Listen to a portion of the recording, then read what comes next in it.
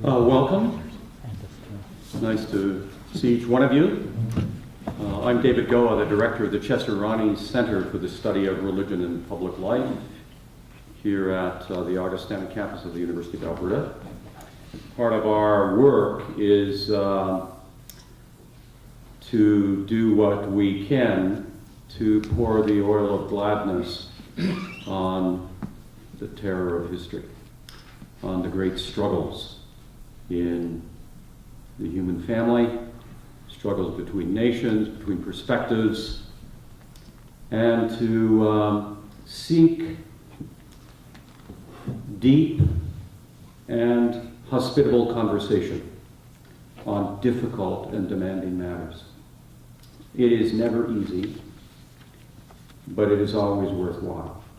And I'm particularly delighted that we have this opportunity to engage a colleague from Israel, from Jerusalem, Palestine, and also particularly pleased that we have two members of the Canadian Parliament with us. I'd like to recognize the Honourable Kevin Sorensen, who all of you know, and it's lovely that you were here with us. I appreciate it. He is here because of a living arrangement, as I understand it, between the two of you. In Ottawa. They told me, in Ottawa, they told me that they've been living together longer than most married people in our society. So I've asked Pastor Greg Peets to introduce our colleagues, and then we're going to have Salim. He's going to use a PowerPoint for 20-30 minutes, and then I'll ask the Honourable David Anderson to speak for another 10 minutes or so, and then we'll talk together, and then we'll invite you into the conversation. So, Pastor Greg. First, I'll introduce David Anderson, who is the Parliamentary Secretary for Foreign Affairs for the Canadian government. And we are so privileged and honored that you're here. One of the things that I've discovered in my journeys to Israel and Palestine is the vastly different narratives of history that are clashing together. And I was introduced to Salim at Bethlehem Bible College. Now it's been 5 years ago. I kept hearing his name pop up. In my first visit to Israel about 5 years before that, my heart was pricked by watching Palestinians going through checkpoints. And I, like a lot of North Americans, was completely ignorant as to the realities they live in. I also had a stereotype in my mind whenever the term Palestinian was raised, which is the Time magazine cover with the masked youth throwing rocks or Molotov cocktails. And yet, as I saw pregnant women in line being frisked down by IDF security guards, soldiers, something in my heart said, you got to find out what's really going on here. And I'm very pro-Israel. And so, by the grace of God and permission of my wife, I came back to Palestine and Israel a couple times, and a name kept popping up because what I was seeking was information about groups that were doing reconciliation ministry. At that time, I didn't know that word, but trying to make peace in a non-political way, in other words, a grassroots movement. And one group whose name was mentioned over and over and over, they said, you got to get in touch with Salim Munayer of Masalaha Ministries, because they are doing this and they're doing it very well. And I'm sure that Salim will be talking about what they do and how they do it. It's a unique approach.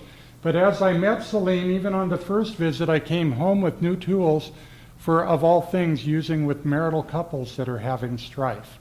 Because the techniques they were using to bring Palestinians and Israelis together are actually very portable into other situations where people have bought into lies about each other, and you need to validate their pain and experience before you can move forward and begin to tackle the lies that they're buying into. So I came back very grateful to Salim. He doesn't even know that until right now. But made subsequent visits, and Masalaha has proven to be everything we hope to vet in a ministry that is approaching this very delicate topic in wonderful ways, in non-political ways as well. And so as I've shared my experience with Salim and reading his articles and becoming more informed about what they're doing, I would share with people like at CLBI and with David Goa here. And at some point, I think all three institutions, Resurrection, where I'm one of the pastors at, the other pastor is Dean Rostad, who's sitting in the audience today, Augustana through David Goa and the Chester Ronning Center, and CLBI, it's kind of like we all came to the same conclusion. We needed to ask this man to come and share a narrative that few of us hear so that we can understand the complexities and not simply buy into simplistic views of things. And so, Salim, we welcome you. Thank you. And I'm very pleased to introduce you to the wonderful folks of Camrose, Alberta. Can we give them a warm welcome? Thank you. Thank you. Do I need to do anything? It's working? Okay. Thank you very much to come here. I'm getting to understand Canadian culture better and better, so I'm using the word sorry more and more often lately, even so people offending me. So I'm learning to become Canadian, eh? What I will be talking about for half an hour very quickly, a Christian response to radical Islam. Radical Islam has not only divided the Muslim world to different factions, also how we, especially Westerner or Christian and Christian, are approaching the subject. So what I would like to present before you, some of our studies, my studies, about how we as a Christian need to respond to radical Islam. But before that, we need to have several points about background in order to understand how this movement came all about. And it is here, as you see, the photo of the great mosque, the Blue Mosque in Istanbul, and we'll be talking about it. One of the reasons for the rise of radical Islam is the impact of modernization and globalization on the Muslim world. Globalization, the economic changes, modernity, and all of that not only impact us, people in the Christian world, how we're responding to gender issues, sexual identity, media, and all of that affected really severely the Arab and the Muslim world. The second aspect, many people, and this second aspect will sound very familiar to you, the sense of losing Muslim values, family values, hospitality. Like when I travel in the state, your neighbors, they call it the old good values, the loss of it. So you have that also in the Muslim world. The inability to compete with economic and military superiority of the West. Well, if from almost the 15th century and on until the 20th century, in every encounter between the West and the Muslim world lost.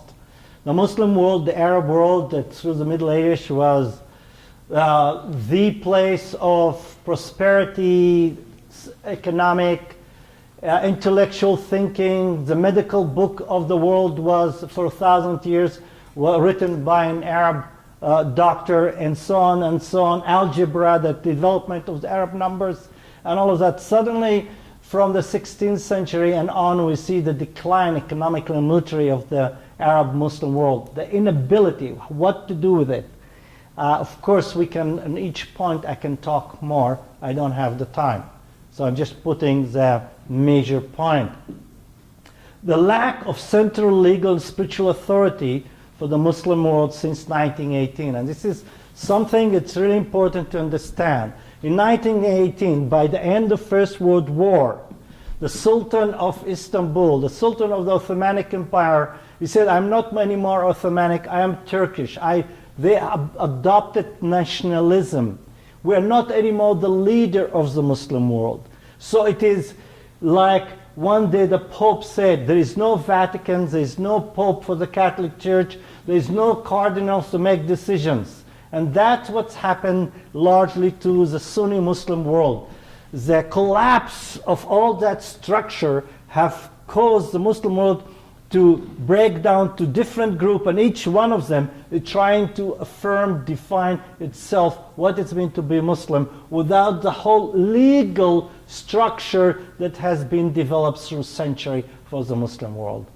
And the loss of leader, Khalifa, Muslim leader for all the Muslim world, become from that time a growing desire, hunger among the Muslim world to be again united under the Ummah of Islam, the House of Islam, and a leader. That is something that you see right now also with the development of the ISIS. When they say we want to establish the Islamic Caliphate again. So it's not only they do that, it's like if the Catholics say, we want the Vatican back, we want again the cardinals making decision, we want again the Pope that will lead us. So this, of course, you cannot compare, but in order to explain to Western people, I use the Vatican as an example. And that's what's happened to the Muslim world at that time. Another issue that you see ongoing happening from First World War and until today, the inability to deal with major political struggle of injustice. The Israeli-Palestinian conflict is one of the huge ones, but not only. The war in Iraq that's happened later, the Indian-Pakistan conflict. Almost in every area right now where people are coming in contact with the Muslim world, we have lack of ability to deal with it. We're talking Nigeria, North Nigeria, Southern Nigeria. We're talking about Sudan. We're talking about Chechnya. We're talking about Pakistan. Everywhere around the world, we have tension that's related to the Muslim world and to Muslim people. The inability to deal with that, to resolve it. The inability of the Arab Muslim world to deal with the Israeli-Palestinian conflict that started in the last 100 years. Demographic explosion in the Muslim world. My grandfather, there were 3 people, the 3 men, each one of them had 10 children. The introduction of modern medicine have caused that not every 3rd lady died in childbirth, that every lady was able to bring 10 children. So you have demographic explosion that's happening all around the Muslim world, and all those young men and women are going to school, are studying, are watching the TV, and are learning and seeing how the other world people are living, and realizing that their Arab state, Muslim state, are unable to meet their need. So there is a lot of young men and women, teenager, formating their identity as teenagers, are very frustrated with the reality of their life. So this is very important, and you see it in the Arab Springs, how the Arab Springs was moved among the young people through social media and other things. Arab Muslim countries are ruled by authoritarian regimes. And again, I don't have the time. It's not only the fault of the Arab, it was also expedience for Western country to have dictatorship ruling the Arab world for stability, for relationship with the West, for oil. For example, the United States of America is supporter of the regime of Saudi Arabia, control the most oil, and it is the most undemocratic, anti-women state that you have in the world. And this country is the most least religious freedom there is, but very much supported by Western powers because of interest. So there is not only there is dictatorship in those countries, also dictators prevent any changes because any change is a danger for their rule. So the armies that they are in those countries are coming to serve the dictators and not to protect the nation, because dictators are afraid to lose their seat. So that is so their major concern is their survival. They're not major concern is to have the young people learning, studying, advancing, and changing. Another thing, the Muslim people feel threatened by Western culture value, invading the sacredness of Muslim value, family, house, and family. If you go to typical city in the Middle East, you'll see TV, satellite dish about every homes. You can get, how many TV station right now? 300, 400. And those channels bringing everything into the home, into the sacredness of Arab Muslim home is the family, into the kitchen, into the women world. And some of those films, you don't watch them. You filter them. I watch the TV at the school, and many of those channels are blocked because some of them are not appropriate for young people, or not appropriate even for older people. And the same issue that you're struggling with, all those violence, the misuse of women's bodies, and all of that, that horrified Muslim people. The soap operas of people divorcing and all of that, for people that suddenly exposed to all of that, that's horrifying to see. And there is strong reaction to it, especially as related to the family and to women. A sense that Islam, and this is very important to understand, with all those issues, threats, inability to deal with it, and how Arab nationalism failed as ideology to solve the Muslim Arab world, the new ideologies that evolved in the 70s, especially after the Iranian Revolution, and later the 67 war or the 6-day war, really shattered Arab ideological nationalism. A new ideology is coming up, this ideology of national religious ideology that has been evolving in the Middle East with the slogan, Islam huwa al-hal, Islam is the solution. For all and more problems that we have a solution. Why are we going to socialism? Why are we going to communism? Why are we going to democracy? Why are we going to the West? None of those ideologies solve our problem. We have the ideology that in the past really dealt well with our problem, and we had the golden age. Why don't we go to Islam? So Islam is a solution. But that Islam of the solution, I'll talk a little bit about it, is not Islam of the period of the Prophet Muhammad, how it developed, is they are reconstructing Islam as they are in need of. Because, for example, in the Iranian Revolution, you have the class of the clergy taking over a state. That was not in Islam before. You're with me? So that is a change, reconstructing.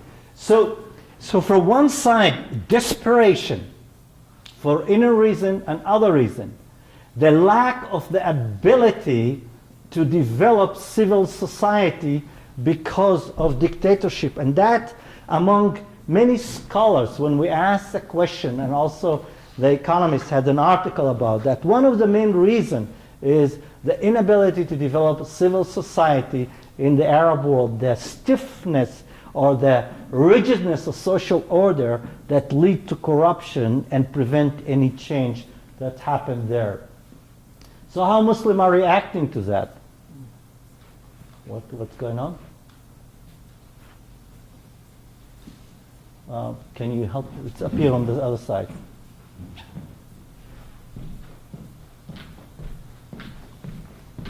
One way they reacted to adopt. For example, when I was studying in California, I met Muslim is dressed Western. Maybe they are a professor, he's in university or living in that city. They're everything that they are Western, but Friday they go to the mosque to pray. So they integrate Western value with Islamic value. So one of the ways that a lot of people, the majority of the people, have chosen to deal with the situation, we call it adaptation or integration between Western value and Islamic value. How are we doing? That's the one, but it's not appearing here. Let's see if the young people are better than the old people. No. Here it is. No.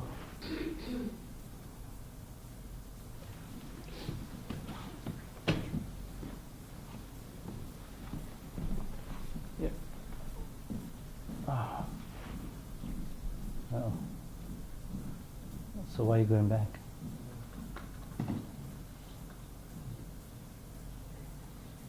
Yeah. Well, it doesn't appear. Here, it's up here. Okay. That's what? Sorry. We're telling them our secrets. So there you have a whole group of people that choosing to integrate their Western, wherever they live, with Islamic value. And here there are all kind of forms. I'm generalizing how people adopt.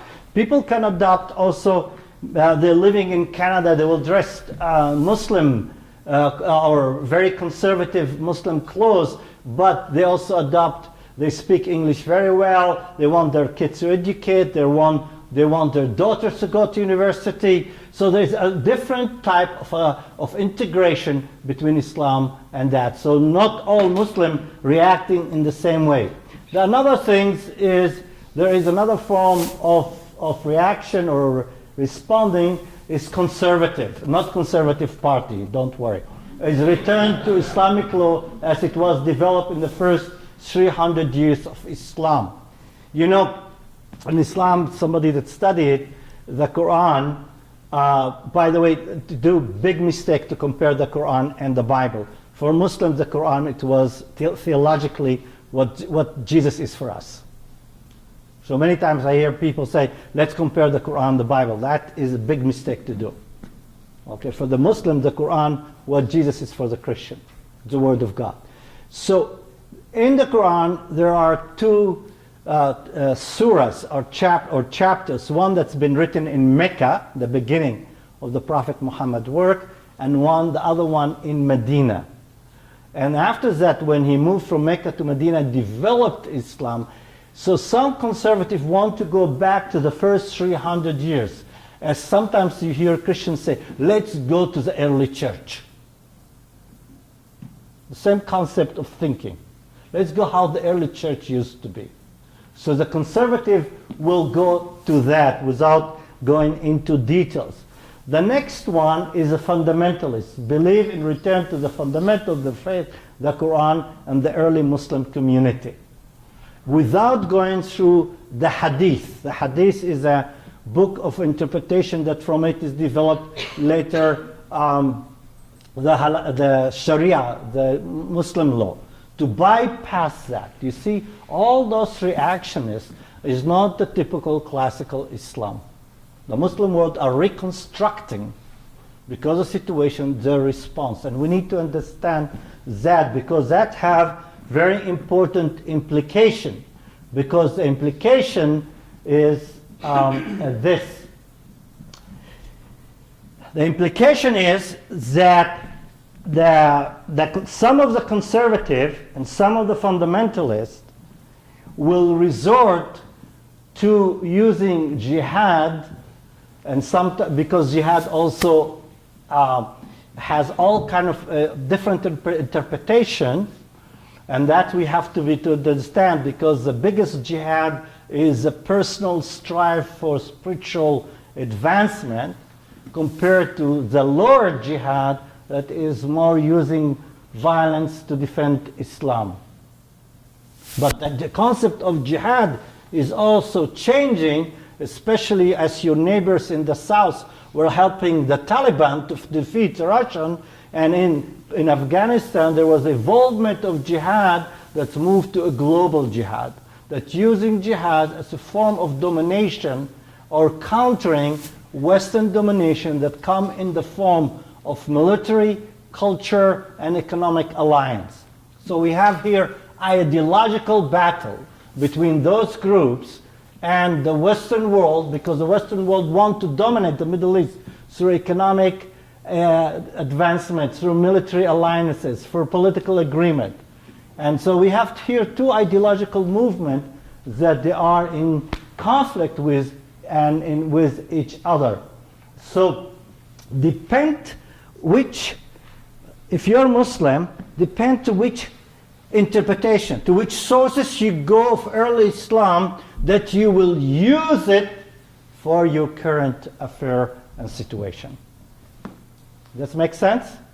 It's really important, because there are a lot of people, because what I'm trying to say here, more liberal people say what you see in the Middle East is only product of social, political, psychological imperialism, colonialism. True, but also part of religion that plays into it. Evangelical Christians will say Islam is the problem. And they put only on the religion, and that the Islam as a religion that causing the problem in the world. I don't hold to that opinion. What I am saying, because all those factors that happen in the Muslim world, some Muslims are reinterpreting their religion, they're interpreting their early history, and they are using tools to impose their views on themselves or others. It's very important, because that is a major battle that exists inside the Muslim people also. Now, this is the aspect that is very important. In almost every place where there are Christian Muslims feel that they are competing and need to strive for supremacy of Islam in relationship to Christianity. To some of you, that if you're evangelical, say, yes, at last he said that. For the liberals, say, I'm not comfortable with that. Are you with me? There is a tension here.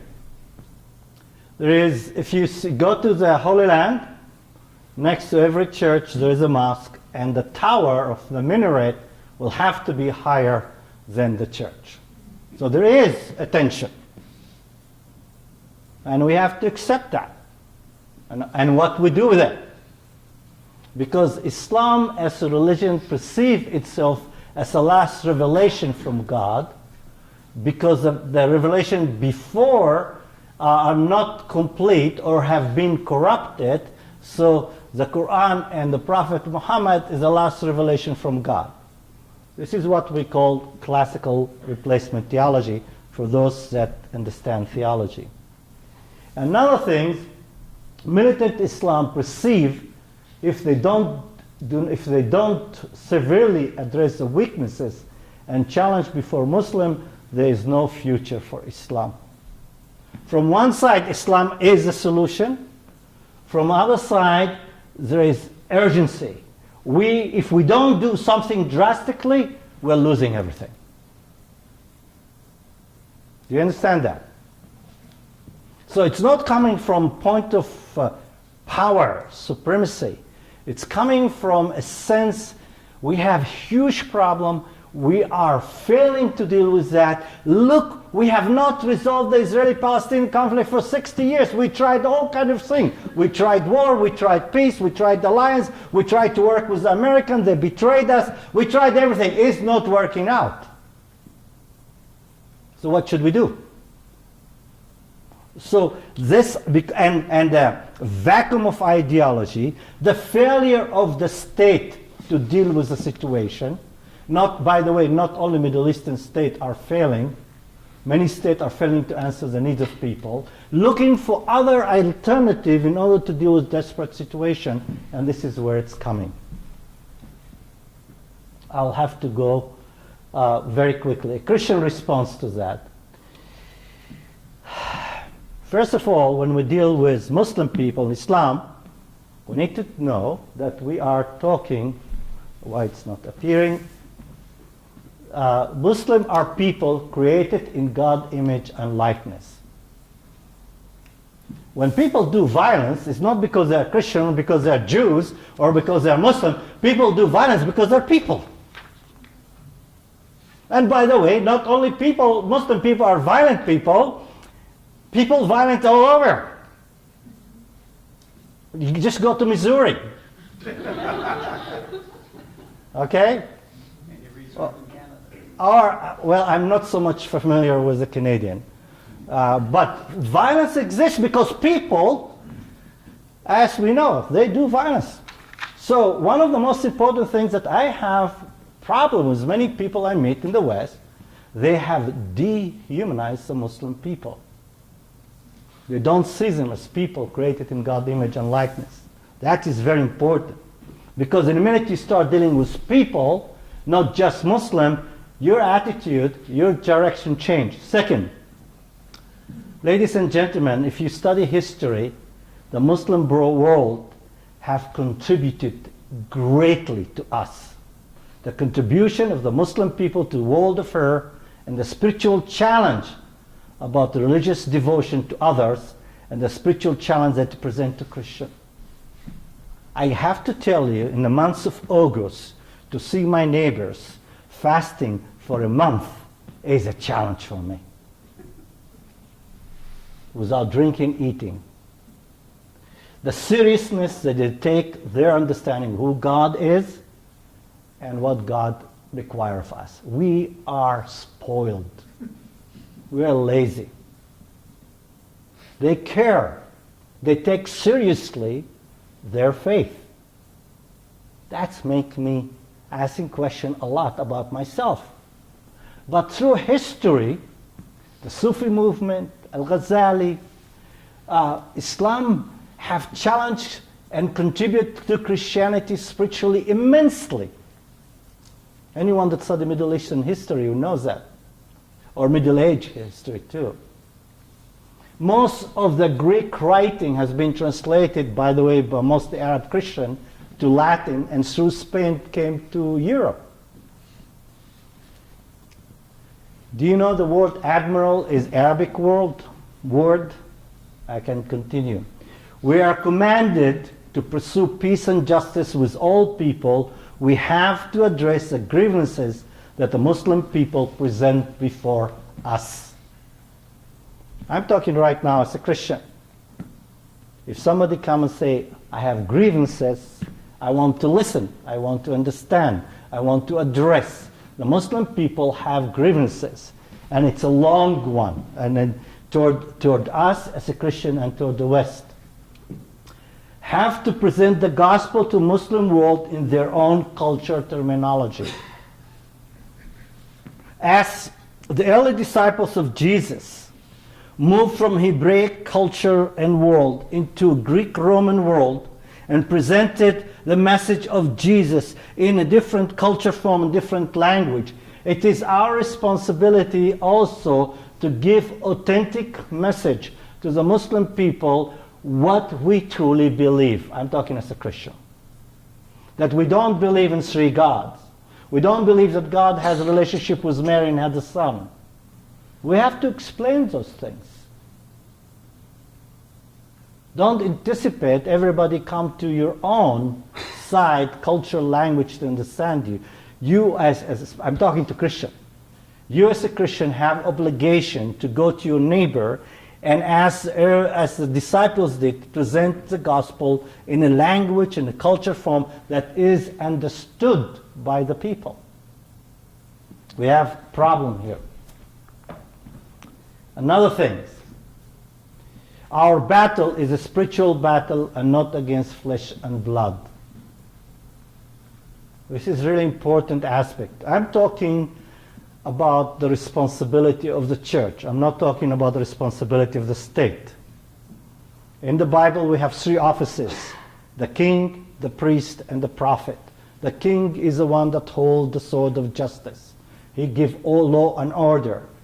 The church that has a priestly voice, interceding on behalf of the people, the prophetic voice, seeking people justice, challenging the king when they are not acting rightly, those gentlemen, because they have the sword. The church needs to be prophetic voice to the people that hold the power. That is our role. that I'm not pointing the finger at our two brothers here, but just as an example. That's the role of the church. We are calling people to God, and we need to be prophetic voice. And we have to develop Christian presentation to Islam that overcome the theological and ideological and theological barrier. We have to understand Islam. When I sit with, when I take a group of Christian and Muslims, I'm embarrassed because the Muslim know their religion. The Muslim knows quite a bit of things about Christian. Christian don't know about their faith. They don't know anything about Islam. It's embarrassment. I take students, leaders of students from university in the Middle East, Christians and Muslims and Jews, and I'm embarrassed that our Christian students don't know Islam, don't know Judaism, they don't know how to interact with them. And we're living in one village. We have to understand and learn the other properly, how they understand themselves. Culture response and all stuff. If you like to travel, like my boys, they spend 3 weeks in Central Asia, Kazakhstan, Uzbekistan, and they came back and said, Dad, the diversity, the beauty, different expression of religion, different expression of Islam, it's not like ours in the Middle East. If you travel from Morocco to Egypt, to Bangladesh, and to India, and there is a beauty to see and to learn. The beauty and the richness and diversity of the Muslim world in the present time and history. We have to overcome culture and sociological barrier. There is so much hatred and prejudice that we have. We have to build bridges between the Muslim world and Christian world for better for better communication and understanding. We have to deal with ecological issues. We have to deal with ecological issues. We need the Muslim world to join us to deal with ecological issues. Pollution, we have to work together. Muslim world also, like many conservative Christians, don't believe in abortion. I know I'm really putting my finger in various problematic. There are many moral, ethical issues that Christian and Muslim have in common. We're living in the same city, same village. We need to address it. We have to work together to issue of injustice toward Muslim and tolerance toward Christian minority in the Muslim world. This is a big issue. The Muslim world has a problem deal with Christian minority. We see it more and more in Iraq and Syria and other countries. Our role to say, hey, brothers and sisters, we're living in the same world. Religious right, human right, women right. You're not immune from it. We have to fight for religious right, for women right, for civil right, all over the world. Same way we want to give Muslims in Canada civil rights, we have to fight for Christians in Egypt to have religious and civil rights and political rights. Why Christians in the Middle East don't have the same right like Muslims? We have to battle that. What about women's rights? We have to deal with that. They are also human beings. Muslim women are human beings. So why are we fighting for women's rights in Africa and not fighting for women's rights in the Muslim world? Why I am, as a Christian citizen of the State of Israel, don't receive the same right like a Jew, rabbinical Jews, Orthodox Jews, or in the Palestinian Authority, the evangelical are not recognized yet. Why the state is not allocating the same fund to religious work of Christian like they give to Jews? Why we're discriminated? That area is very important for us. We need to deal with that. Together we should look to our history with the critical eyes, confronting our shortcomings and aggressions. As we're having lunch, I try to tell my friends as we're eating lunch that what you see in Iraq and Syria is a breakdown of the Sykes-Picot Agreement, is agreement that has been imposed in the Middle East by France and England in the end of First World War. How they divide and rule the Middle East, and how they betrayed the Arab people was after they promised them to establish Arab state with Damascus its capital, called the McMahon document, written document officially by the British Army, with promises had been betrayed. So there is aggression from both sides. There is shortcoming. We need to address both sides, what the Muslim world and Arab world and the Western world, what we have done, challenging each other on how our people are interpreting our sacred text, especially when they have been misused to justify aggression toward other people. We need to challenge the Muslim people as I challenge my Christian brothers and sisters, that how we misuse our sacred texts in order to justify aggression against other people. And I want to hear more people from the church, more Muslim people coming, speaking against misuse of sacred texts against each other. We need to hear it more. And that is very important for us to do. There is problematic aspects that also spiritual, that in the Quran and Muslim theology there is intolerance toward non-Muslims, especially manifested in militant Islam. Christians should challenge them in the concept of embracing the other. Yes, there are challenges. By the way, those challenges that Muslim has, we Christian has with the book of Joshua. I have some Christian friends come and visit me, again, your neighbors. And when I tell them the story of my family, how we are being driven out from our home by the Israeli army, they're saying, well, this is God commanded. It's fulfillment of prophecy. Reenacting against the book of Joshua. We can go to our sacred text and take a chapter and a verse and misuse it for our purposes. And we did it in the past. South Africa in relationship to black people. We do that all the time. And this is the reason for me, the Sermon of the Mount, the teaching of Jesus, that we as a Christian have to be peacemaker in the world. This is our ultimate mandate in history. And that's what is our calling. Thank you.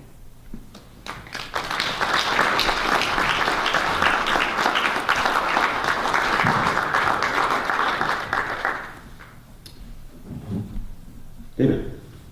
Thank you, sir. And thank you. Thank you, David. I'd just like to recognize, first of all, my colleague Kevin Sorensen here today. Dr. Goa talked to us about the oil of gladness, and he suggested that perhaps I was here because Mr. Sorensen is a friend of mine.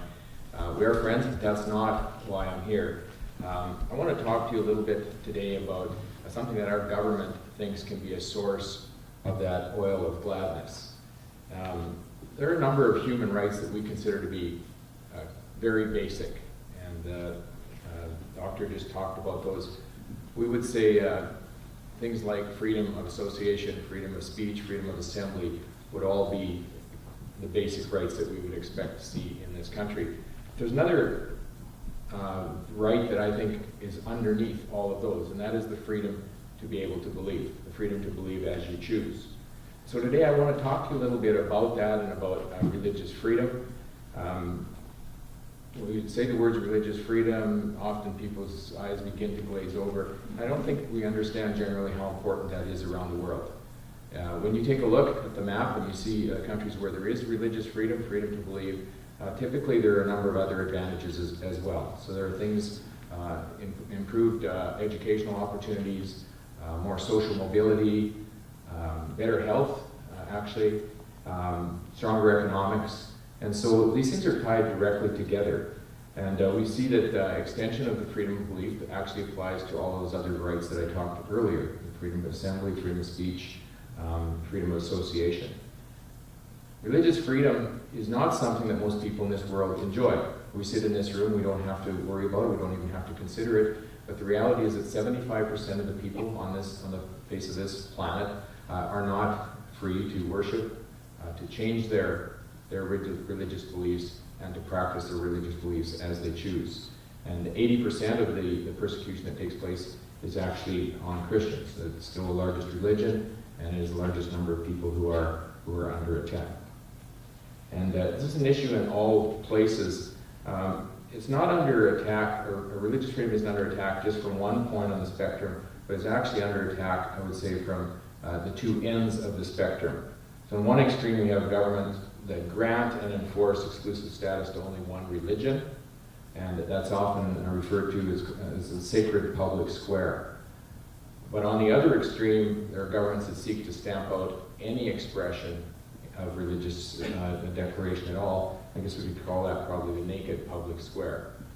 And both of these approaches are fundamentally flawed, I would say for the same reason, because they rely on the power of the state to enforce belief or non-belief. So they take it away from people and rely on the state to enforce it one way or the other. So they focus on coercion rather than on cooperation and on protection. What we call the sacred public square seeks to utilize the power of the state to impose religious belief and practice, while at the other end, the naked public square would seek to utilize the power of the state to remove all references to religion from any public activities. So in their extreme, both of them result in extreme or brutal government repression, and I would say human rights violations. Now, religious freedom isn't attained by balancing the right to have faith with the right not to have faith, but actually by protecting both. I just want to say that again. Religious freedom is not attained by balancing the right to have faith with the right to have none, but actually balancing the right to have both of those things operating at the same time. When we talk about religious freedom, typically we talk about three things. I just mentioned them quickly earlier, and that is that you have the right to believe what you choose, you have the right to change that belief if you so choose, and you have the right to practice that belief as long as it doesn't violate the rights of others. I'd just like to take a couple of minutes to talk about my own interest in this. In 2010, I realized that no one in the House of Commons was actually focusing on the religious freedom issues. We had some people who were doing some tremendous work, like Dr. Irwin Kotler, who's worked on human rights issues for many years. We had a couple of our MPs, Scott Reed and David Sweet, who were involved in those discussions as well, and part of the subcommittee on human rights. We had other people like Joy Smith, who were focusing very strongly on human trafficking and things like that. But nobody was really taking a look at religious freedom. And so I had a young guy in my office who was volunteering, and he wanted to do a forum on religious freedom. And so we decided to set up to do that. Before we had that done, in late January of 2011, I was invited to meet somebody. Jason Kenney invited me to a meeting one night, and went and met this normal-looking, quiet, shy guy. His name happened to be Shahbaz Badi, and he was the only Christian in the Pakistani cabinet, and he had come to Canada, and he had spoken out. He and the governor of Punjab had both spoken out when Asia Bibi, you may be familiar with her case, was arrested for blasphemy charges. The governor had spoken out first. He was shot 20 times by his bodyguard. Mr. Badi had spoken out as well. He came to Canada knowing full well his life was at risk. He was offered the opportunity to stay here, chose to go back to Pakistan, and about 3 weeks after he went back, he was coming down the driveway of his mother's house, and a couple of people stepped out in front of his car, and I think he was shot 9 times. And so it isn't often that I, and my colleague, may have had the opportunity to meet many more, but I've had the opportunity to meet a modern-day martyr. And so that made a significant impact on me, and I thought if he can show that kind of commitment, perhaps there's something that we can do here as well. And so we had our first forum in the spring of 2011. When we went to the election campaign, our government made a commitment that we would bring in what was called the Office of Religious Freedom. It was going to be part of Foreign Affairs, and it was going to deal exclusively with foreign affairs issues. And so after the election in 2011, we began to work on that. It took a while to find the right person for that position. Dr. Andrew Bennett has been appointed to that. He's been working the last year and a half as the ambassador for religious freedom, and his rank is ambassador in the diplomatic corps. He also has a small amount of money, it's $4 or $5 million, that he can put towards projects. And so he has projects that he's supported in places like Pakistan and Nigeria and a number of other projects around the world in order to support and encourage religious freedom. There's a couple other things that we were able to do as well. We wrote up a motion for the House of Commons. The Parliament of Canada had never declared its support for religious freedom.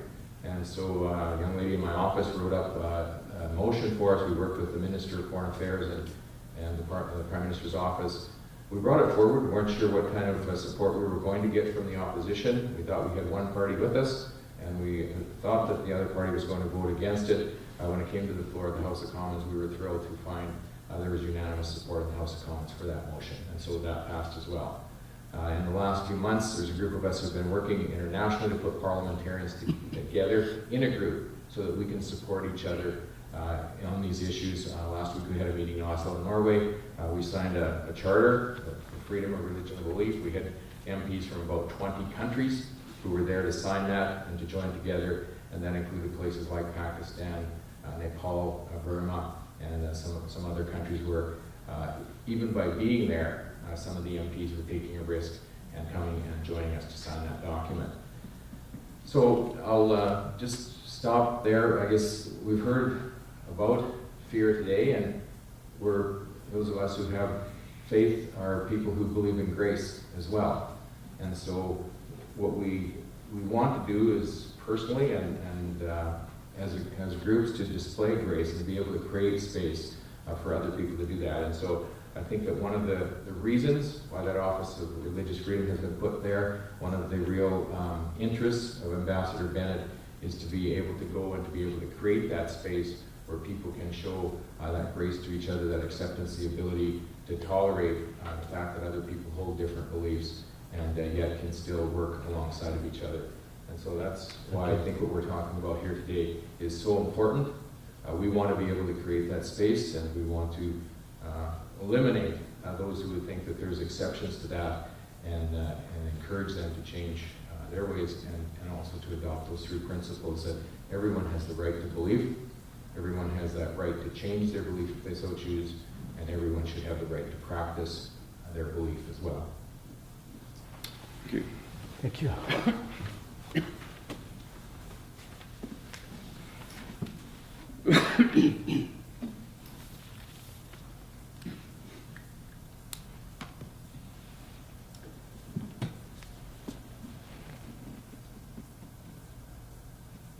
I'm rather glad that this office was formed, because in my work over many years, I have met people from many parts of the world where their right of association and right of religious freedom was deeply, deeply compromised.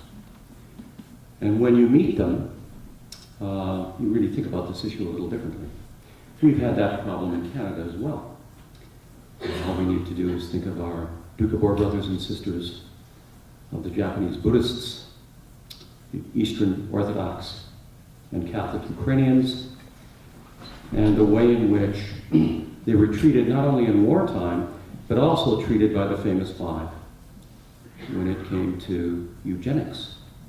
So when we turn people into symbols, we create these horrific situations. I've been thinking a fair bit over a number of years about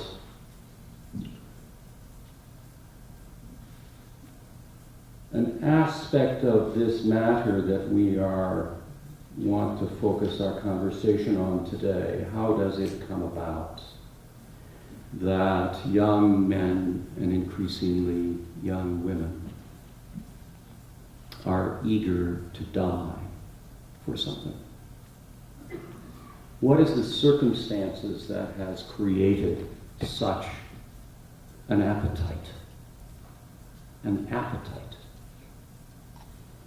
Here in Canada, the people that have studied this most closely suggest that there are likely 200, maybe 250 young people that have gone over to Syria, Iraq, to join up with ISIS or some other group. In my own work on that, one of the stunning things about it is that they're all graduates of our schools. many of our universities. Many of our universities. So one of the religious freedom part is such a treasure and a precious part. But I wonder about another aspect of this, and I've wondered about it listening to you, Salim, as you were talking about the conversations between Muslims and Christians and your embarrassment about Christian ignorance about themselves and their own faith, as well as about Islam.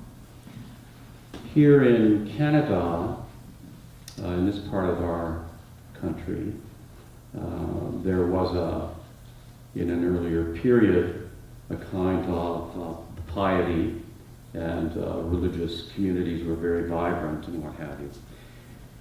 But we saw a real benefit in the 50s,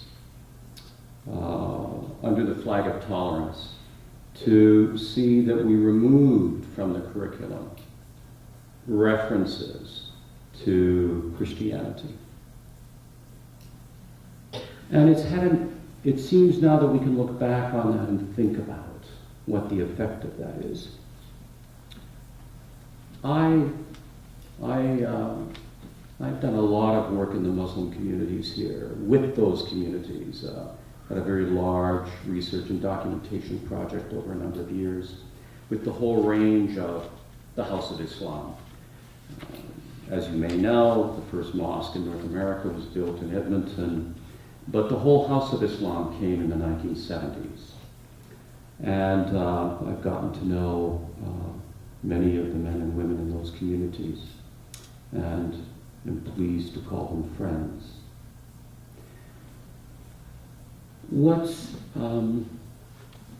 was so troubling to me the moment 9/11 happened, as I watched the second tower come down, was the realization that in our public educational system, where there was nothing on Islam and nothing on Christianity, that now we had a lot of children, Muslim children, in our schools whose understanding of Islam could come only from one of two places. And it certainly wasn't from the school system or from any kind of real formation within their own community. The Muslim community in Canada, certainly here in the West, has been pretty barren of intellectual leadership.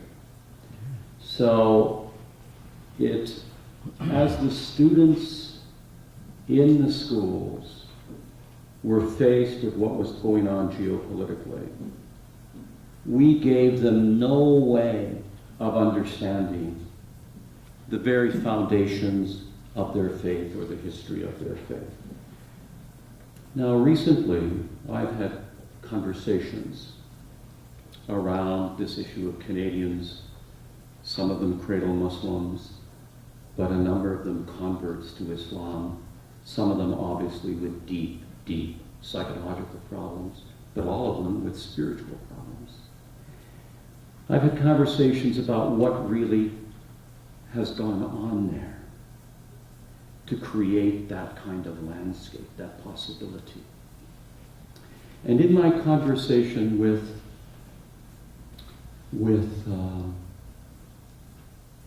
a young Muslim man that sits in our prison system, he said to me that when you grow up as a Muslim in Canada, you grow up as a kind of spiritual schizophrenic. You are raised with piety in the home. You may pray 5 times a day, you may fast at Ramadan. And then you are taught, since your parents are immigrants, that you have to achieve what this society honors, gives you an opportunity for, and may indeed at times worship. Success, material success, have a good position, make money, have prestige. So he said, you young people growing up, on the one hand have this piety with no intellectual framework, or with no learning about their faith. And on the other hand, have this appetite to be successful in our society. And he said to me, for many of them, of course, the path then becomes simply to hold your faith lightly and enter into your career with great vigor. But he said there are some for whom that tension is impossible. And they are the ones that dissolve and end up finding a kind of totalitarian perspective with which to hang on to and to give them identity, to give them a sense of purpose, even if that sense of purpose is to die in a particular way. So, my own sense is that in Canada, in our educational system, where we have largely banished the content of religion, and here I'm not talking about devotion, I'm talking about people understanding what constitutes a culture and a civilization and where it comes from. And the content, the gifts of, I think the three sources to me of Western civilization are obviously Jerusalem, your home, Athens, and Mecca. But when they do not have that, when we do not give them that so that they don't understand a little bit better what constitutes the fragility of a civil society, what is the depth and texture of the religious traditions, the great capacity within them for self-correction, for countering things like we have seen unfolding recently. When none of them have that, we in a way, I'm afraid we're beginning to reap the whirlwind on this. We're beginning to see the end result of this. So on the one hand, there's Scarpico, there's the geopolitical issues around colonialism, there's the enormous difficulty in Islam to figure out how to live as a nation because it's so much more comfortable with an empire. There are all of those issues that you laid out. But there's also this extraordinary spiritual appetite. Mm-hmm. And it isn't just in the Muslim world, it's here too. Yeah, I do agree with you. When I watched the young men and women from all around the world, especially Western world, going to Iraq and Syria, remind me the war that was in Spain with the Right Brigade, when young men were going there for ideology, or the attractiveness of communism for young men and women. And I think part of the reason is, or major reason for that, we have in our desire to separate the church and state, that we have regulated our spiritual being into the private realm, not the political and public realm. When Jesus was speaking speaking to the public realm, Jesus was speaking to the political realm. He brought the kingdom of God concept, and the kingdom of God is not the kingdom of Rome. The clash between Rome and the kingdom of God. Because God is more powerful than Caesar, and it's better to die for God, not for Caesar. If you are martyred for the kingdom of God in the early church. So our young people that I meet here in university, I love to sit and talk to them. I feel in them is like they are paralyzed because they are being prevented to go to the society and to bring the changes that young people can bring there. I'm talking about young Christians. We are telling them, don't be political. Maybe you need to be compassionate. Go and help the poor, but don't change the structure when the structure needs to be changed. So that's hunger for ideology of changing the world is not only Islamic, it's worldwide. There is some hunger among young people for ideology that will bring change to the situation that they are in. Because those young men that left England, they had good homes, they have good education. They went not because they were poor, they went after ideology. Yeah, I would actually, because I think taking faith into all areas of our life does not necessarily lead to desperation. And that seems to be what's happening for some folks. I think it depends on the object and the interpretation of what it is you believe in, but it will create tension in our own lives as we deal with that. But there's no reason why it should not lead to service rather than evil, why it shouldn't lead to things like peace rather than desperation and freedom rather than slavery. And I'm thankful that someone, when I was a young person of faith, took the time to explain to me that it was entirely possible and necessary that I take my faith with me into every area of my life so that it can fully engage my life as I live each day. And so if you find the wrong object and it's perverted, it will take you in all kinds of bad places. If it's not, it can take you into a tremendous life and the great things that has to offer. I think I mentioned the naked public square. When you have a culture that is trying to force all religious belief and practice out of the public, you're not creating the space and the opportunity to have that kind of understanding and education that you're talking about. And certainly I think even in our own countries we are now beginning to see some of those tensions, and I think at some point we'll need to have that discussion about how do we deal with that in our own country as well. Just with that in the background, I want to move to another dimension of this, another dimension of it, or another part of the context that I think I've seen in a rather vivid way. I was in Syria several years ago before all hell broke loose, and it was a small group of us hosted by the Mufti of Damascus and one of the great sheikhs over there. We'd invited them here as well, so there was a growing relationship.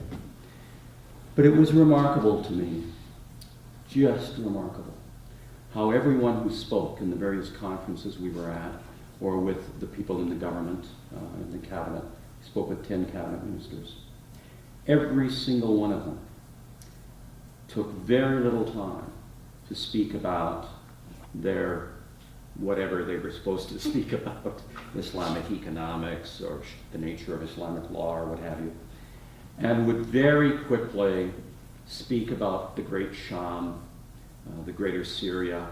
They would speak about how Syria was now the home to 1 million Palestinians. And they would express their rage over the situation in Israel-Palestine. It was just such a deep part of, or at least appeared to be, of the discourse. And since for reasons having to do with my first 2 talks and what I said in them, I was assumed to be Jewish. I've got a good Jewish name, David. And I have a very long beard. So that maybe also brought a certain kind of gravity to the whole situation. But what I would like to have both of you reflect on a little bit,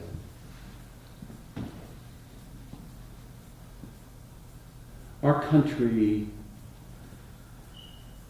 does work within the Palestinian world. We don't talk about it a lot, but it is doing some work there. Our country, through our Prime Minister and other high officials, seeks to navigate the extraordinary struggle that your people, the Palestinian people, and Israelis are in the midst of. There's this huge backdrop of history and how it's come about. Government officials, of course, can never do everything right. It's just not possible. You do what you can do, and you do it this way or that way. But I am wondering what your thoughts are on how Canada might be able to speak words in this public square and on the international stage, which might make it possible, a little more possible, for all of us to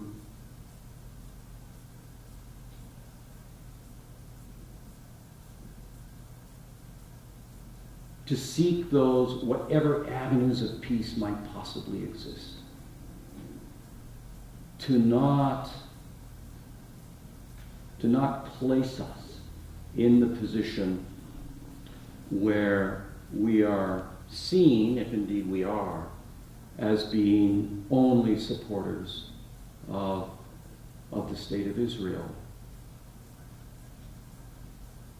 Do you have any sense, both of you, of how this perhaps is being done and we don't see it, or how it ought to be done? Any sense of what could be done, which might be more helpful?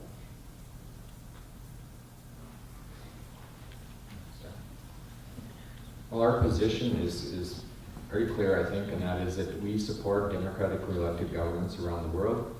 In terms of the issues that you're talking about right now, we worked with the Palestinian Authority. We supply a fair amount of aid money. There's we've got projects involved in a whole number of areas: trade, economic development, health projects, justice projects, trying to improve or increase the justice capacity, working on improving forensic services, working with courthouses, public prosecution. We're doing projects in areas of humanitarian aid, particularly with food, nutrition, agricultural products with farmers. And so we made a decision. We're going to work with the Palestinian Authority. I think everyone here is clear on our government's position with regards to Hamas and their activity. And we have supported the government of Israel. We don't apologize for doing that. And we believe that there needs to be a two-state solution. We've been clear on that. That's been a consistent policy of our government. We would encourage both sides to negotiate that, and we believe that that's going to be done primarily by those folks who are nearest to the ground there.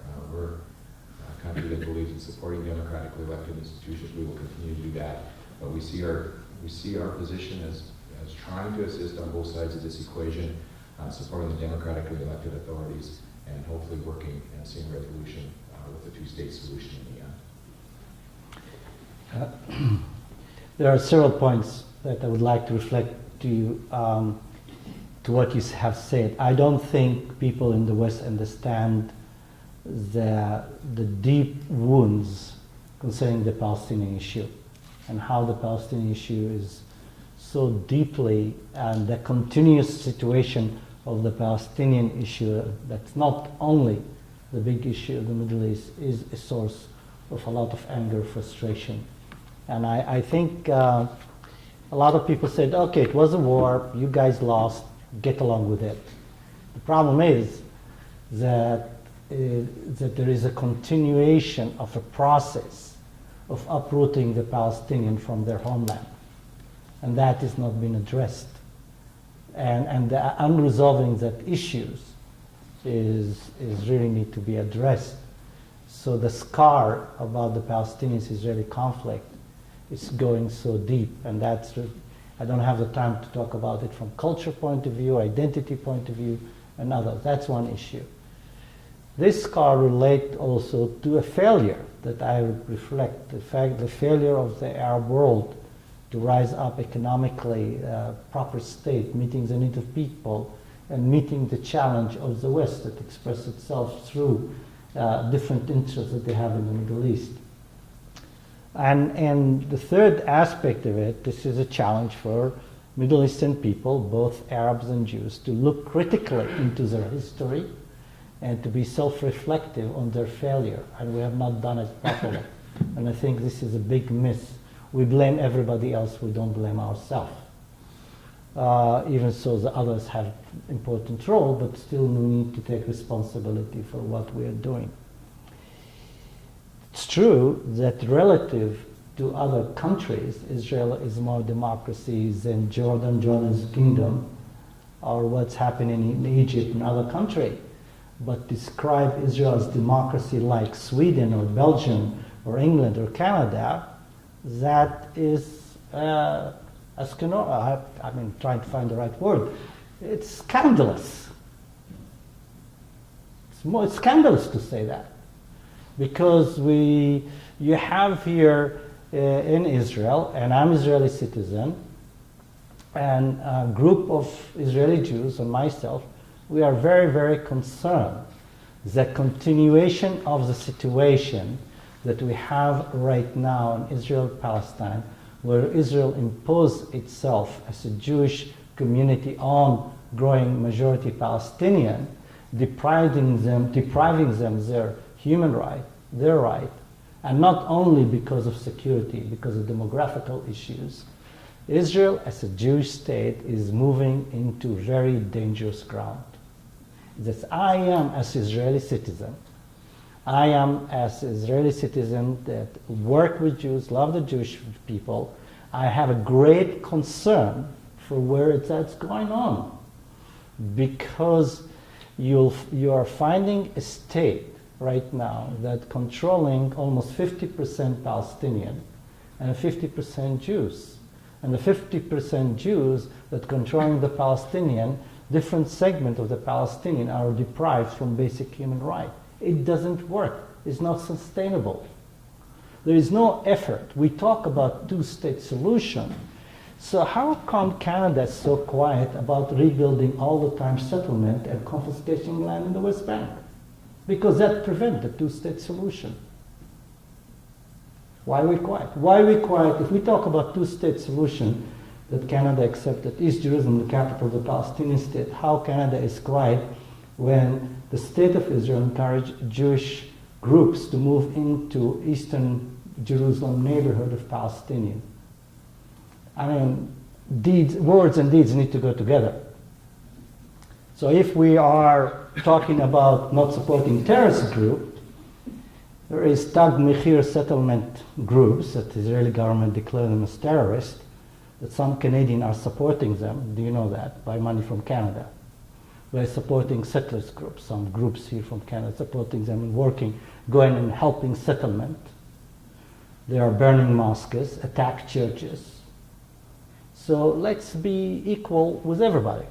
So are you saying one of the things you would like to hear from our government is a critique of the settlements? Yeah. What else would you like to hear our government say? And let me make this even a little more complicated. Often we think government ought to be doing everything. Government's important, but the citizenry and churches, particularly, and other non-governmental agencies are also terribly important. My own view is that government usually changes because the people have changed, because you get a lot of action from down below to shift and move things. So what would you like to hear? Well, let me put it this way. I gave a series of lectures a while back in which the last one was based really on my conversations with a number of Muslims, in which I was asking them, what would you like to hear Christians say about the Prophet Muhammad? Because we've known how he's been talked about. What would you like to hear Christians say about that? What, Salim, would you like to hear from Canadians and the Canadian government about your situation, the situation of Palestinian Christians, Palestinian Muslims, the struggles that exist there, that would be, in your view, perhaps helpful? My view is also for Israeli Jews. What I am asking is not only for myself. If I'm asking something for myself. I'm not asking for my neighbors. I'm in trouble, and our relationship in trouble. Well, you're not a Christian if you do it that way. Right? Yes, also. First of all, I think overall there is a silence concerning overall situation of the Christian Middle East. Big silence. Big silence. I'm disturbed by the fact that there are Christians being slaughtered in Iraq and in Syria. Yeah. Christians discriminated all around the Middle East.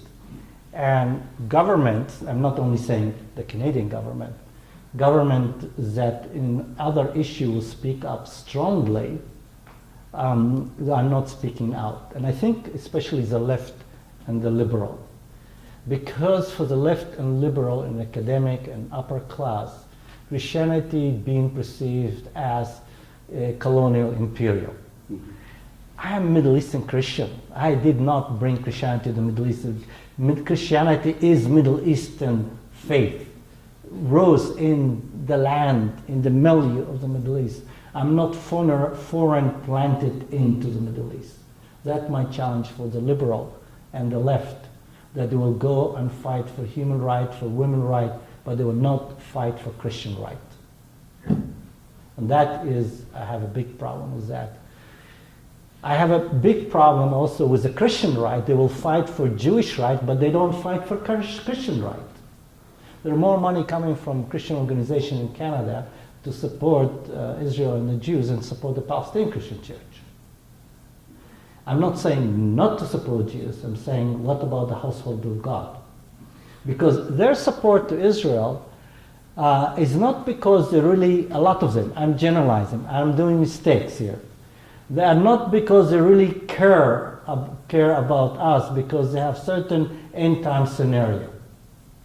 Let's hope fulfillment of prophecy, because we want to be raptured.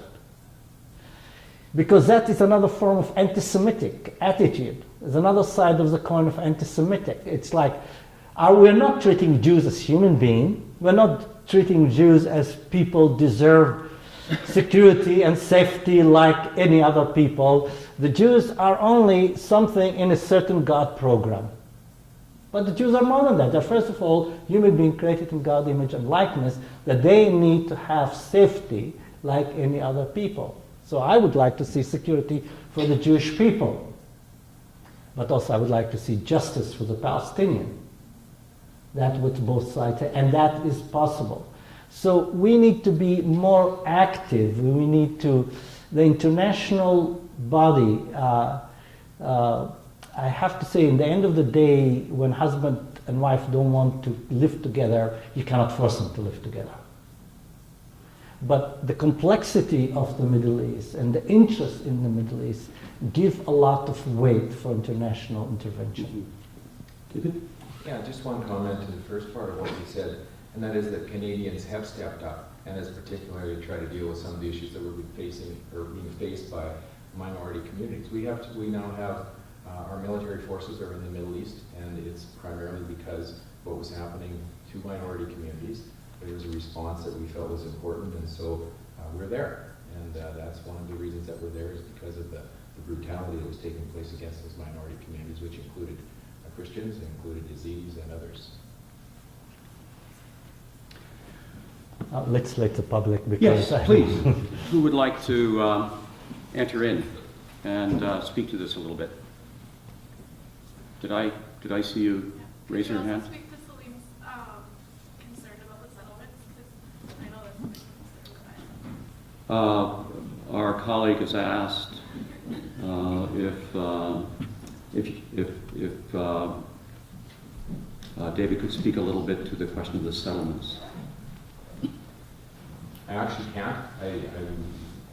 The Middle East is not the area that I've been focused on with foreign affairs. What I can say, I can't speak specifically to that. What I can say is that typically our role has been to try to be an encourager, not to be a critic of the internal activities of other governments. And so we're trying to encourage Palestinian Authority. We understand the challenges that they face and the challenges that Palestinian people face from some of the political activity that's taking place there. Rather than trying to criticize that directly, we're trying to work on projects that are positive, that will expand trade, we'll deal with some of the agricultural issues, we'll help with developing economies, and in terms of Israel, we have supported them as a democratic elected government of Israel. You're running away. As a young person who has been there, what would you like to hear? Well, when I was there, I have to say, Stephen Harper was also in Bethlehem the same time that I was. And You were there together. Pardon? You were there together. We were there together, but I said to my host family, I said, it's the closest I've been to my own prime minister, and we were in a foreign country. There's a lot of frustration that I felt that the Palestinian people around me were projecting onto me because I was the only Canadian there to listen to them. And they said, why doesn't your government say something about settlements? Or why don't they seem to respect us? And I think a huge problem happened when the Canadian security and the Palestinian news got into a scuffle and somebody got hit, and that added to the whole layer. But a huge frustration was, why don't the Canadians seem to listen to us? They come to Israel and they talk to the Israelis. They seem to be in bed with the Israelis. Like, that is the perception that my Palestinian host families seem to have. And they said they come into Palestine, but they come in almost looking down on us and saying, this is what you're doing wrong, this is what you need to do, this is what you need to do. But they haven't addressed some of the root problems, like, why is Israel moving outside of international law? And so I understand you want to do things that come up and support Palestinians, but some of that has to be, I think, also rejecting something and saying that this is wrong and this is wrong. Whether it be rejecting some things that we feel maybe have been the Palestinians have done, but also that we feel that Israel has done. I think we have to be more black and white about that, because just sitting in this gray area is making them feel like we are still ignoring their problems. I wonder, one of my response to this, if I put on my Canadian hat, one of my responses, Salim, would be, it just is a lot easier to deal with Israel. Because you know who you're dealing with, because there's a reasonably unified voice, and it's just too bloody difficult to deal with the kind of divisions and struggles on the Palestinian side. How would you respond to that? I'm surprised. Yeah. We have conversation, we can talk. And I'm not representative of the Palestinian Authority, but the Palestinian Authority is right now representing in international recognized as the voice of the Palestinian. Hamas is not recognized by international community as a spokesman for the Palestinian. There are as many voices among the Israeli Jews as there are many voices among the Palestinian. I think there are, you're right in saying the Israeli Jews are more Western, so there is no culture gap, language gap. There's a lot of guilt among Canadian, how Canadian mistreated the Jews during the Second World War. So let's be frank about that, be honest about that. There is that guilt. There is also It's nice though that it is both liberal and conservative yeah, guilt. yeah, and there is also Sure. yeah, there is. I mean, part of the reason of the formation of the State of Israel, when 2.5 million Jews were running away from Eastern Europe, Right. they were not able to come to Canada and the United States, and they've been used to go to serve the crown in Palestine too, not only desire. So that is our history. And I talk all about that one of the main reasons for the Israeli-Palestinian conflict is a mistreatment of the Jews by European and European Christian. There's no doubt about that. We need to be addressed. Sadly to say, we pay the price. But there's also Christian theology, certain Christian theology, and certain attitude toward Muslim and Arab. If the Palestinians were not Arab and Muslims, long time ago we'll have peace. Not because they're Arab, because how the others perceive Arab and Muslim. So there is a certain prejudice to that. I just want to say for people before you run away, there is excellent books at the back, Through My Enemy Eyes, written by myself, an Israeli, who was a history. You And don't have to do the advertising. I am.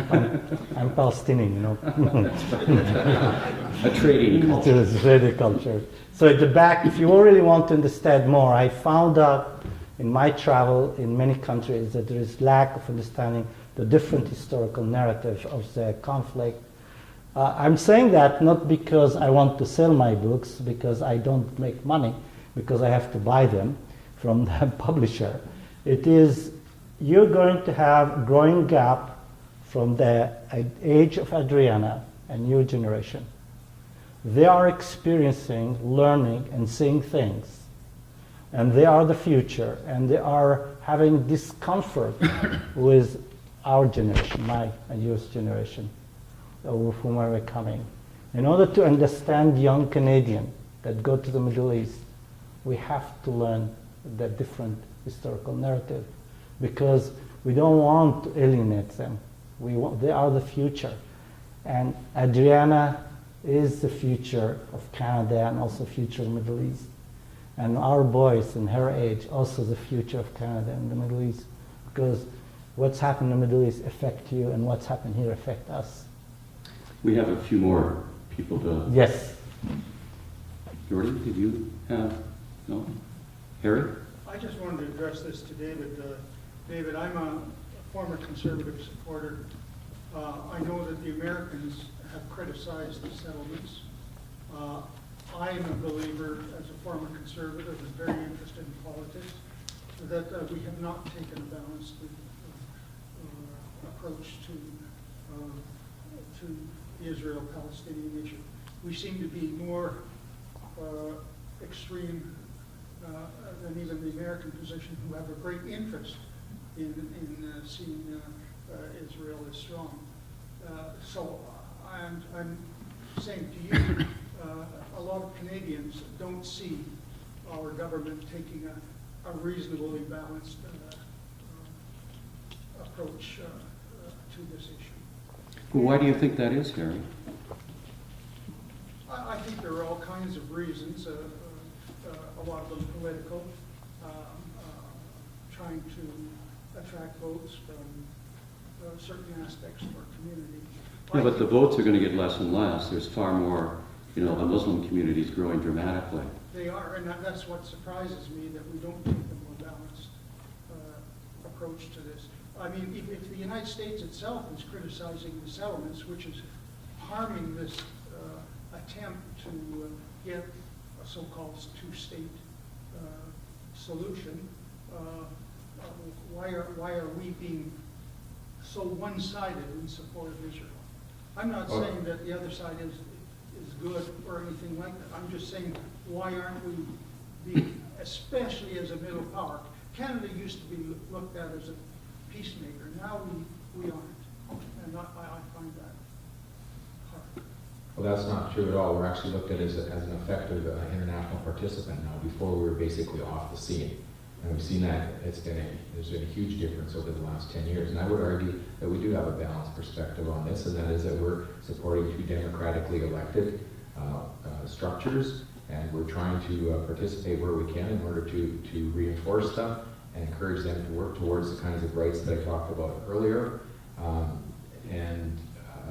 There's lots of, this has gone on for a long time, and there's a lot of other people who play a much bigger role in the Canadian government than who haven't been able to solve this. And so, again, I will come back to our position is that this should be a two-state solution. It needs to be negotiated by those who are directly impacted by it, and we will try to participate and try to encourage and try to put our money into those development and humanitarian areas where we think we can make a difference. I would just like to say that if the Canadian government truly wants to help the people in the Middle East, it has to be more balanced. You are undeniably helping Israel way, way more than the Palestinian state.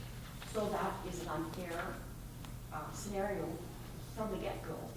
And so these people are angry, and they have every right to be, because They're aware of the imbalance, they're aware of the unfairness, they're aware of the basic unchristian perspective, or like we claim to be Christian?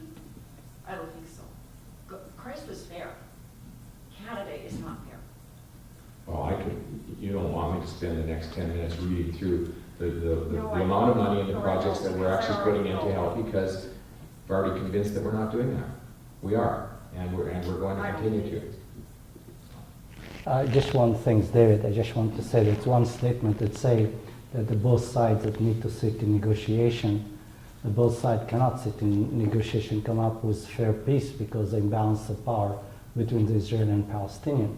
It's impossible for any negotiation between very strong state and authority like Palestinians to come up with a solution. And the imbalance of power between the Israeli and Palestinian is one of the main reasons why we don't have a solution.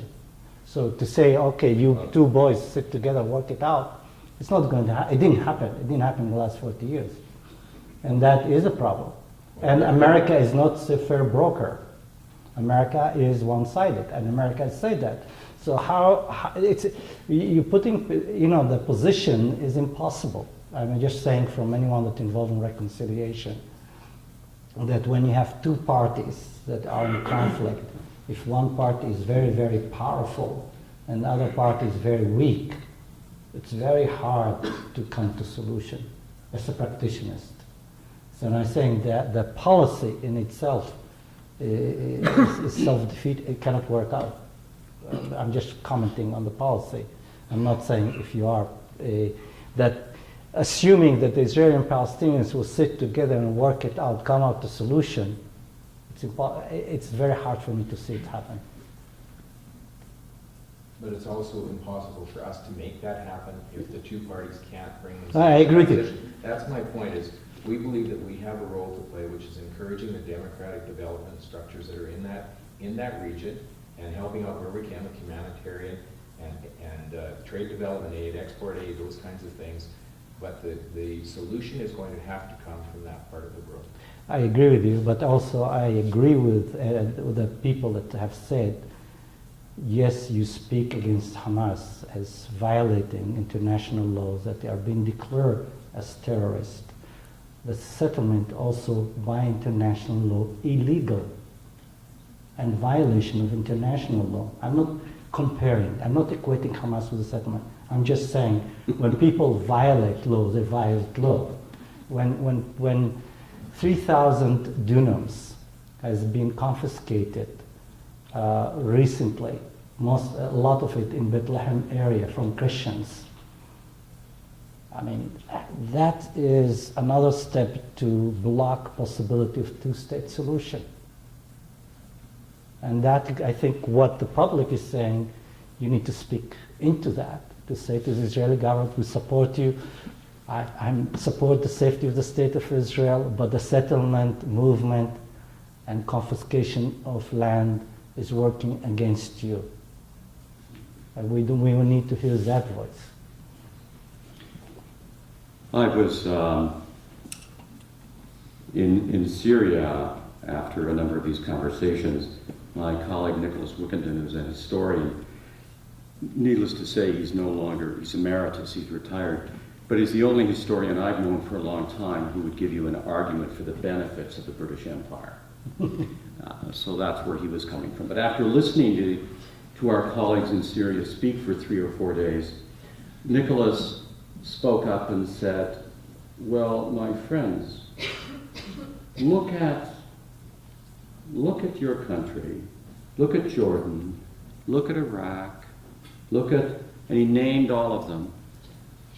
Don't you realize that if you ever got it together, this wouldn't be an issue? So we are looking at a big, huge set of things in that part of the world. Canada is pretty marginal to it. But as a Canadian, as somebody who does work over there, sometimes, at least what our government's position is and how balanced it is, if it is balanced, is not very clear. and you were constantly in the position of trying to work with that. So there was one person back there. Yeah, Mel? We have, right now, I think there's 185 countries that recognize the two states. The state- Can you speak up a little bit? About 185 countries recognize the two states, and the latest being Sweden, that just a few days ago did. And there's talk in the Spanish government and the French government and the British government about recognizing Palestine as a state. Is there any talk in the Canadian government about coming on board that side? As far as I know, there's one, that Sweden's the only one that's recognized it in their legislature, so. Of the 185 countries that recognize it. Have recognized Palestine as a state. In the European, the Swedish government recognized, but the British Parliament made a vote. Now there's going to have a vote Yeah. in the French Parliament and the Spanish Parliament. Yeah. Yes. Jordy?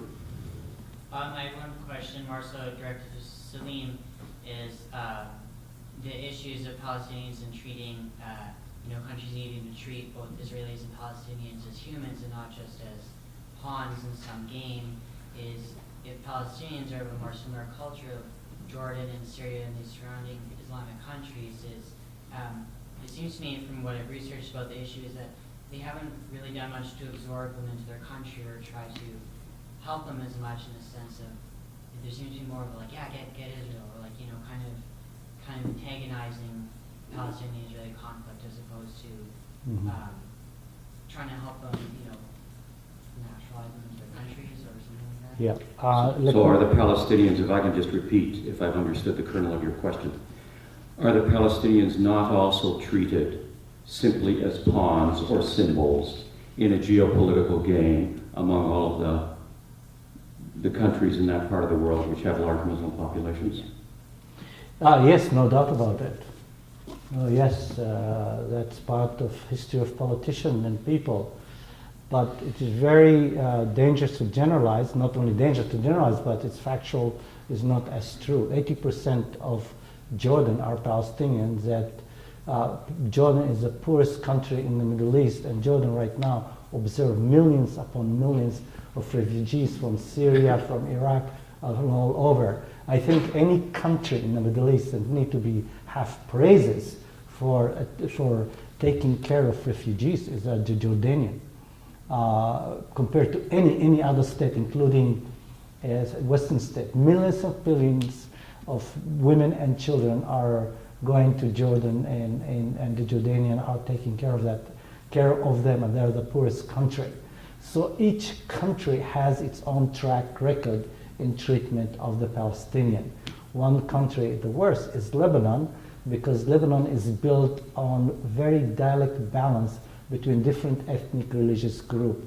So the Palestinian did not receive any recognition in Lebanon because the balance between Sunni, Shia, and Christian in Lebanon, because the Lebanese government and parliament built on a very delicate balance between those religious ethnic group together. So as historian, we know more today with the release of many archives that political leaders in the Arab world have been pressured by a grassroots movement to be involved in the war with Israel than that they use the Palestinian.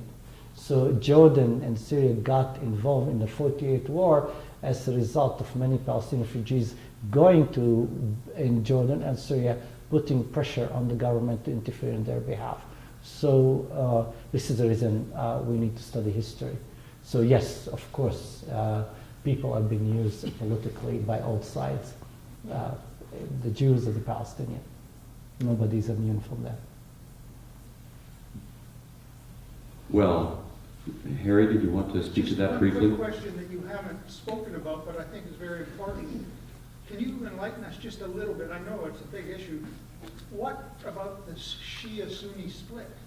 Oh, okay. Harry, we can't enlighten you on that today, but we'd be very happy to talk with you about it at some length. I mean, it's a whole other another matter, and we've really come to a time when we need to round things up. It is worth taking note that Muslim scholars who know this territory exceedingly well will tell you that there has never before, since the formative period of Islam, since the death of the Prophet and the skirmish that occurs there is no other time between now and then where such virulence existed. This is something very peculiar about our time that has infected that relationship as well. So that's worth considering. I want to mention to you that Salim will be joining us here at Augustana in the F conference room on Monday at 7, speaking on who owns the land, Israel and Palestine. And I am particularly pleased that you have come, Kevin, and that you have come, David. It's not often we get a chance to sit and talk and think together with our members of Parliament. Usually they speak for 15 minutes and have to get on with it. So I'm very grateful that you have come and spent this time with us. It is an unbelievably difficult and naughty matter, and it's likely to be with us for some time. And the chance to sit and think and speak together at least sheds a little bit of light on this. So would you thank me, and thank you, Salim. It's wonderful that you're here. Thank you. Thank you. I would like to give David our organization, Musalaha, is organization promote reconciliation between Israeli and Palestinian. Our staff and board half Israeli and other half Palestinian. And this is a gift from us to you, David. It's a Second Temple lamp and Arab lamp coming together and forming together light.